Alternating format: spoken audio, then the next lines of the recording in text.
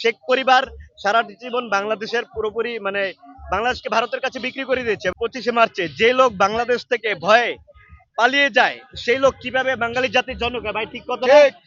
এবং সে পালিয়ে গিয়েছে দেখে আমরা, জি আচ্ছা, সে পালিয়ে গিয়ে দিচ্ছে দেখে আমাদের বাংলাদেশ স্বাধীন হয়েছে।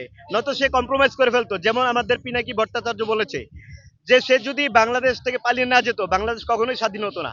কজ শেখ পরিবার সারা জীবন বাংলাদেশের পুরোপুরি মানে বাংলাদেশকে ভারতের কাছে বিক্রি করে দিয়েছে এবং দিল্লির আগ্রাসন বাংলাদেশে প্রতিষ্ঠিত করেছে এবং দিল্লির দাসত্ব প্রতিষ্ঠিত করেছে। ইভেন রাইট নাও বলতে চাই, এখন থেকে এই মুহূর্ত থেকে বাংলাদেশে ভারতের কোনো আগ্রাসন চলবে না।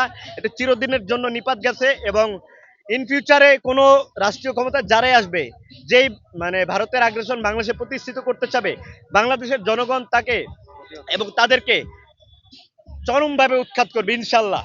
এবং বাংলার জমিনে কোনো স্বৈরাচারের জায়গা আগামী দিনে হবে না। ইনকিলাব জিন্দাবাদ।